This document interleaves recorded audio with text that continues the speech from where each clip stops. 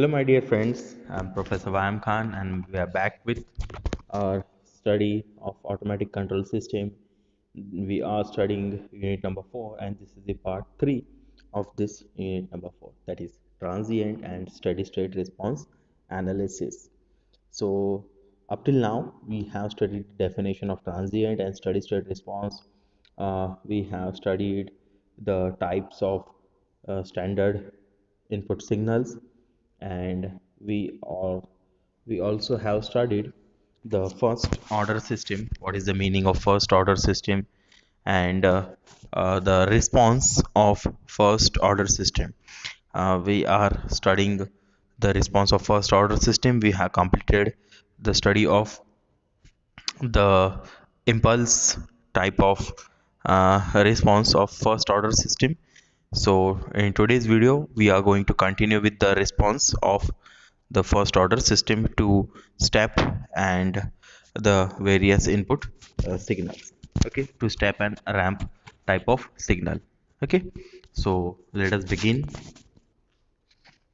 So, first we will study the response of step input signal to the first order system, or you can say step response of first order system. Now, all of you know the definition of step, that is, uh, it represents a constant position.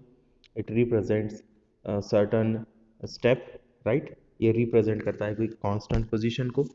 Okay, सो हमने देखा है last video में कि कैसा रहता है unit step signal या unit step input कैसा रहता है. यूनिट क्यों बोला जाता है? बिकॉज जो उसका वैल्यू है इट इज़ इक्वल्स टू 1. ए की वैल्यू जो है वहाँ पर वो 1 हम ले रहे हैं. So consider the unit step signal as an input to first order system. जो फर्स्ट ऑर्डर सिस्टम है इसको मैं वापस से एक बार रिवाइज कर देता हूँ.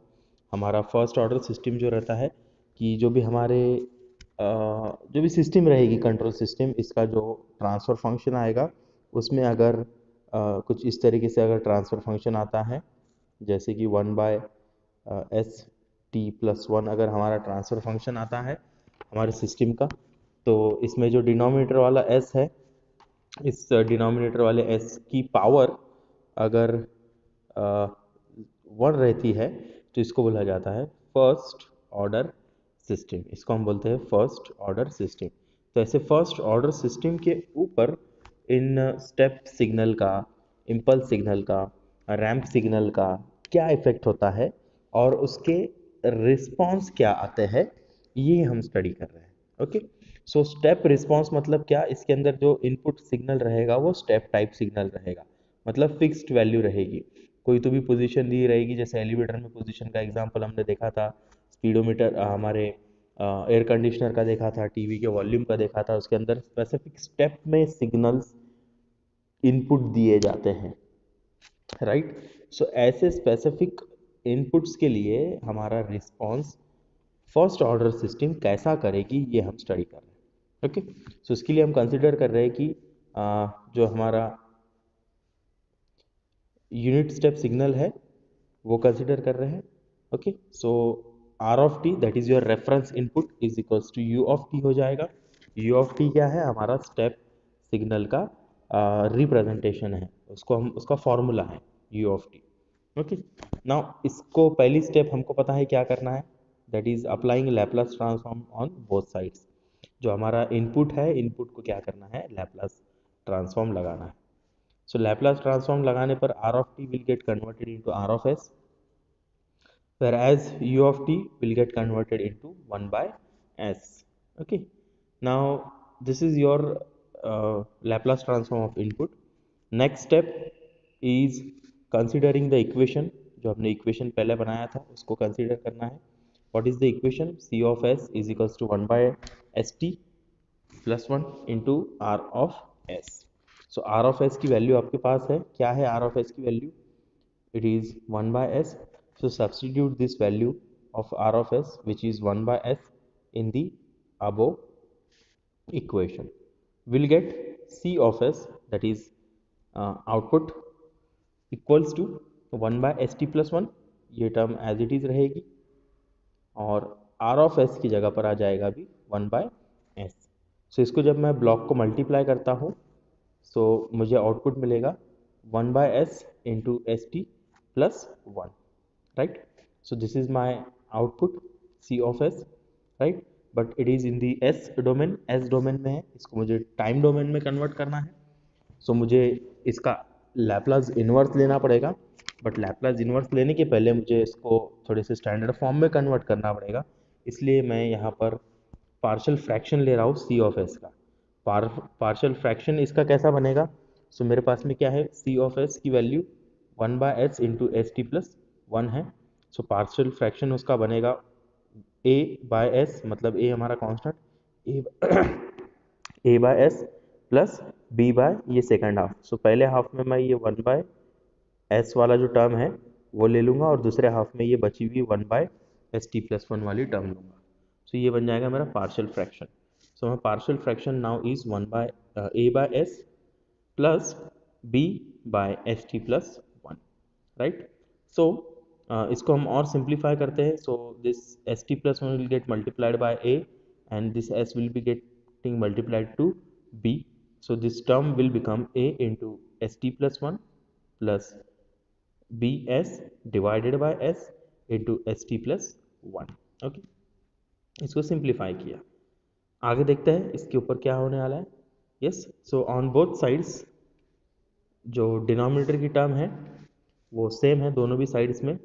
यस, दोनों भी साइड्स में डिनोमिनेटर की जो टर्म है वो सेम है, जैसे कि यहाँ पर S upon sorry S into S T plus 1। सो ये यहाँ से और ये यहाँ से क्या हो जाएगी, कैंसिल आउट हो जाएगी। तो मेरे पास क्या बचता है, 1 इज इक्वल्स टू ये बची हुई term a into S T plus 1 plus B S, right? So इसके ऊपर मैं वर्कआउट करूँगा आगे, उसके ऊपर हम कैसा वर्कआउट कर रहे हैं। So on both sides denominator term is same, so both of them gets cancelled and hence we get 1 is equals to a into st plus 1 plus bs. Now by equating constant terms on both sides you will get a is equals to 1, a is equals to क्या मिलेगा हमको, 1 मिलेगा। Now substitute a is equals to 1 in the equation and equate the coefficient of s terms on both sides. So a is equals to 1 अगर मैं put करता हूँ तो मुझे कुछ वो इक्वेशन इस तरीके से सिंप्लीफाई करके मिलेगा, which will give us b is equals to minus T. इससे मुझे क्या मिल जाएगा, b is equals to minus T मिल जाएगा।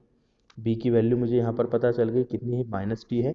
सो a इज इक्वल्स टू 1 और b is equals to minus T मैं क्या करूँगा, इन पार्शियल फ्रैक्शन एक्सपांशन जो बनाया है मैंने सी ऑफ एस का, ये वाला, यस ये वाला पार्शियल फ्रैक्शन इक्वेशन, ये वाला, इसमें मैं क्या करूँगा, उसको पुट अप कर दूंगा। Okay, so I'll substitute a is equals to 1 and b is equals to minus t in the partial fraction of c of s. So 1 by s as it is रहेगा, right? a की value कितनी है 1, so a की जगह पर आ जाएगा 1 by s और minus b की जगह क्या आ जाएगा, t आ जाएगा। so ये पहले प्लस था, so ये प्लस का क्या हो जाएगा, माइनस हो जाएगा और t b की जगह पर आ जाएगा। so 1 minus T upon S T, 1 by S minus T upon S T plus 1 ये मेरी टर्म है। सो ये अगर और मैं सिंप्लीफाई करता हूँ इन दोनों में से, इसमें से अगर मैं टी कॉमन निकालता हूँ, सेकेंड टर्म में से अगर मैं टी कॉमन निकालता हूँ तो मुझे S plus 1 by T and this T will get cancelled, ये दोनों भी टी क्या हो जाएंगे, कैंसिल हो जाएंगे। मुझे सी ऑफ एस मिल जाएगा सिंप्लीफाइड फॉर्म में और स्टैंडर्ड फॉर्म में लैपलास के, which will be equal to 1 by s minus 1 by s plus 1 by t। अब मैं क्या करूँगा, इस c of s का इनवर्स लैपलास लूँगा। I will take inverse Laplace of this term, applying inverse Laplace transform of both side। so c of s का हो जाएगा c of t और जो मेरा 1 by s है, so 1 by s minus 1 by s plus 1 by t, इसका हो जाएगा 1 minus E raise to minus small T by capital T into U of T. Okay, so this is my response, ये मेरा क्या है, output है। किस चीज़ का आउटपुट है, यूनिट स्टेप इनपुट का। यूनिट स्टेप अगर इनपुट में देता हूँ तो मुझे कुछ इस तरीके से क्या मिलेगा, आउटपुट मिलेगा। अब इस आउटपुट के इक्वेशन में अगर हम देखते हैं तो दो टर्म्स यहाँ पर मुझे नज़र आती है। ये u ऑफ टी अगर मैं 1 को मल्टीप्लाई करता हूँ so you will get u of T, right, minus E raise to minus T by capital T into U of T. Okay, so ये दो टर्म्स मुझे यहाँ पर मिल रही है because of this plus sign, ये प्लस माइनस साइन की वजह से दो टर्म्स यहाँ पर मुझे मिल रही है। सो जिसमें से u ऑफ t जो पहली टर्म है it is nothing but your steady state response. कैसा रिस्पॉन्स है, स्टेडी स्टेट, CSS है वो, steady state response u of t, that is constant रहेगा, वो कांस्टेंट रहने वाला u of t।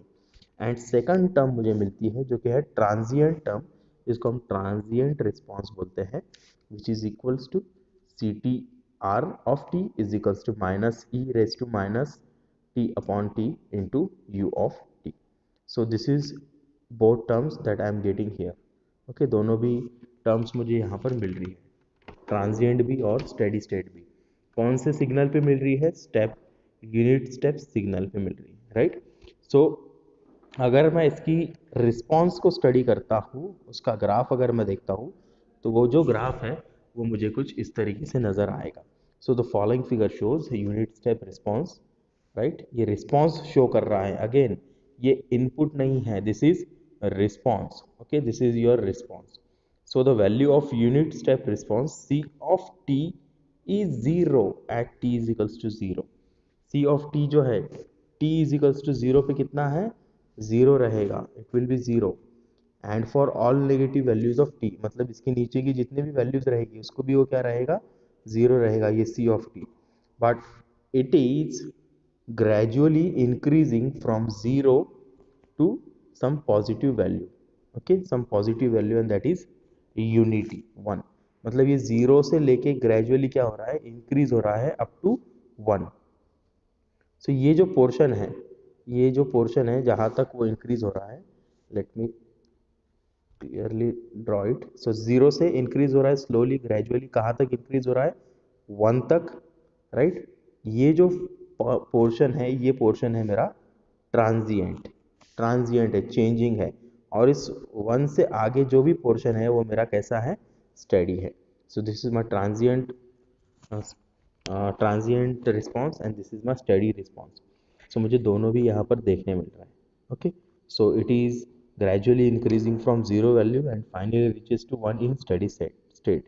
So the steady state value depends on the magnitude of the input। जो magnitude है steady state कहाँ पर आएगा, वो depend करता है मेरे magnitude पे। ये 1 पे आया बिकॉज मैंने कितना लिया था, यूनिट स्टेप लिया था। अगर मैं 2 लेता था, 2 स्टेप अगर लेता था so this would have been on 2, ये 2 पर आता था स्टेडी स्टेट। ओके, सो जैसा हमारा इनपुट है वैसा मेरा रिस्पॉन्स चेंज होगा। Okay, so this is about study sorry unit step response for first order system. Let us go ahead, let us see ramp response of first order system. Ramp response कैसा रहता है तो मैं आपको बता देता हूँ। रैंप इनपुट कैसा रहता है, सो it is linearly increasing. Linearly क्या होता है, वो इंक्रीज होता है, कुछ इस तरीके से इसकी डायग्राम है, राइट। सो अगर मैं इसको स्टडी करता हूँ, रैंप रिस्पॉन्स को जब मैं स्टडी कर रहा हूँ सो कंसिडर द रैंप। अब रैंप इनपुट को भी मैं जब स्टडी कर रहा हूँ तो मुझे यूनिट ही कंसिडर करना है, यूनिट रैंप सिग्नल लेना है as an input. Okay, so first order में जब मैं डालता हूँ उसको, so it is R of T that is reference input is equals to T into U of T. T into U of T क्या है, मेरा रैंप का फॉर्मूला है, रैंप इनपुट का फॉर्मूला है। मेरा इनपुट क्या है, आर ऑफ टी, उसका फॉर्मूला क्या है, रैंप इनपुट लेने की वजह से T into U of T. अब मैं क्या करता हूँ, इसके ऊपर लैपलास अप्लाई करता हूँ, दोनों भी साइड्स में मैं लैपलास अप्लाई करूँगा। So if I apply Laplace transform I will gate this r of t getting converted into r of s and this t u of t getting converted into 1 by s square, 1 by s square में convert हो गया है मेरा r of s। now consider the equation cs का equation consider करो वापस से, वही स्टेप हम रिपीट कर रहे हैं हर बार। 1 by st plus 1 into rs है मेरा equation cs का। सो इस आर एस की जगह पर मैं क्या डाल दूंगा, 1/s² डाल दूंगा, राइट। 1/s² जब मैं डालता हूँ so C S becomes 1/st plus 1 into 1/s², 1/s², sorry 1 divided by s² into st plus 1, ये मेरा सी एस का इक्वेशन मुझे मिलता है। अगर ये सी एस का इक्वेशन मेरे स्टैंडर्ड के फॉर्म में है, कौन से स्टैंडर्ड, लैपलास के स्टैंडर्ड के फॉर्म में अगर है, तो मुझे इसका पार्शियल लेने की ज़रूरत नहीं है, पार्शियल फ्रैक्शन लेने की ज़रूरत नहीं है। बट यही अगर मेरा लैपलास के फॉर्म में नहीं है तो मुझे वहाँ पर क्या लेना ज़रूरी है, पार्शियल फ्रैक्शन लेना ज़रूरी है। इसलिए मैं क्या करूँगा, ये इस वक्त हमारे स्टैंडर्ड के फॉर्म में नहीं है, इसलिए मैं इसको क्या करूँगा, लैपलास के फॉर्म में इसको कन्वर्ट करूँगा। ओके, सो जो पार्शियल फ्रैक्शन है सी ऑफ एस का वो हम लेंगे यहाँ पर। So it is equals to 1/s², okay. C of S is equals to 1/s² into S T plus 1। So इसका जब मैं पार्शियल फ्रैक्शन लूँगा, इसका जब मैं पार्शियल फ्रैक्शन लूँगा तब मैं देखता हूँ कि इसको 3 टर्म में मैं क्या कर सकता हूँ, इसका फैक्टर्स बना सकता हूँ। सो जैसे कि पहला 1/s² है, दूसरा 1/st प्लस 1, ओके, है, और एक मेरा s है। Okay, so I will take 1/s² को a/s² ले लूँगा, प्लस b/s लूँगा, प्लस c/st प्लस 1। ऐसा 3 फैक्टर्स में मैं उसको फैक्टराइज करता हूँ, फ्रैक्शनल उसके लेता हूँ। ओके, सो ये लेने के बाद में इसको सिंप्लीफाई कर रहे हैं। सो वो सिंप्लीफिकेशन में हम देखते हैं कि a st plus 1 plus b into S into S T plus 1 plus c into s² divided by s² into S T plus 1, ये टर्म मुझे मिलती है, बराबर है। अब जो डिनोमिनेटर है दोनों भी साइड का वो दोनों सेम है, इसलिए ये दोनों भी डिनोमिनेटर क्या हो जाएंगे, कैंसिल हो जाएंगे, right. So on both sides the denominator term is cancelled out and hence 1 is equals to a into st plus 1 plus bs into st plus 1 plus cs², ये मुझे इक्वेशन मिलता है। Okay, so by equating the constant terms on both sides you will get a is equals to 1। Okay, constant terms को अगर हम equate करते तो a is equal to 1 मुझे क्या होगा यहाँ पर मिलेगा। So I will substitute this a is equals to 1 and equate the coefficient of the s terms on both sides. जो s टर्म्स है बोथ साइड्स के उनको मैं क्या करूँगा, इक्वेट करूँगा। सो मुझे b इज इक्वल्स टू क्या मिल जाता है, माइनस टी मिलता है। सिमिलरली जब मैं a is equals to 1 put किया तो मुझे b is equals to minus T मिला। So I will put b is equals to minus T और उसको इक्वेट करूँगा the coefficient of s² terms on both sides. So I will get c is equals to, मुझे क्या मिल जाएगा, c is equals to t² मिलेगा। अब ये a b c तीनों भी मुझे मिल गए हैं, तो ये तीनों भी क्वांटिटी मैं क्या करता हूँ, मेरे इक्वेशन में पुट करता हूँ। a is equals to 1, b is equals to minus T और c is equal to t² in partial fraction expansion of c of s। सो ये करने के बाद में जब मैं सिंपल इक्वेशन देखता हूँ, so it becomes 1/s² minus t by s plus t upon s plus 1/t। ये मेरा इक्वेशन बन जाता है c ऑफ s का, ये मेरा इक्वेशन बनता है c ऑफ s का। अब ये जो इक्वेशन है it is in the form of Laplace, so I can apply inverse Laplace on both sides. So ये सी एस का बन जाएगा सी टी, ये 1/s² का हो जाएगा t माइनस 1/s का रहेगा 1, सो t/s हो जाएगा minus T plus t constant रहेगा और ये 1 s प्लस 1/t का रहेगा मेरा e raise to minus T by capital T into U of T हर जगह पर आ जाएगा। तो यहाँ पर मुझे 3 अलग अलग चीज़ें देखनी मिल रही है, t minus T plus T E raise to minus T by T into U of T. ये है मेरा आउटपुट। अब ये है मेरा आउटपुट रिस्पॉन्स, समझ लो मैंने जो इनपुट दिया था उसके हिसाब से ये मेरा क्या आ रहा है, आउटपुट आ रहा है। तो यहाँ पर जो भी आपका इनपुट रहेगा उसकी वैल्यू डाल दो, टी की वैल्यू, और आप क्या कर लो, उसका आउटपुट जनरेट कर लो, right. So this unit ramp response C of t has both transient and steady state terms. So the transient term in the unit response is CTR, जिसको हम CTR लिखेंगे, which is t into e raised to minus t upon t into ut. This is your transient response. Again then there is another term that is your sorry, वो यहाँ पर नहीं है लिखी हुई, I am extremely sorry. That is your steady state response which is T into U of T and minus T into U of T. You of T वाला जो है तो वो स्टेडी स्टेट रिस्पॉन्स है। Okay, so the following figure shows the unit ramp response. ये unit ramp response की figure है, ये रिस्पॉन्स की फिगर है, आउटपुट की फिगर है, ध्यान में रखना कभी भी। This is your response, this is your response, right. And जो इनपुट आप देंगे यूनिट रैम्प इनपुट, उसके रिस्पेक्ट में कुछ इस तरीके का आउटपुट आपको मिलेगा।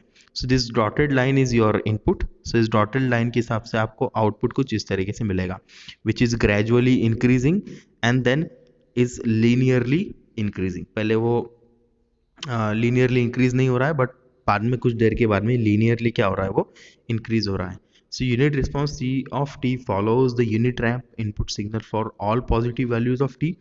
जितने भी पॉजिटिव वैल्यूज रहेगी t की, उसके लिए मुझे कुछ ना कुछ रिस्पॉन्स मिलेगा, पॉजिटिव रिस्पॉन्स मिलेगा। But there is deviation of t units from the input signal, but वहाँ पर t यूनिट्स का क्या रहेगा, डेविएशन रहेगा। Okay, so this was all about response of first order system to sorry response unit step response and unit ramp response for the first order system. So in next video we'll continue with this unit. Till then, please stay safe, stay healthy and keep learning. Thank you.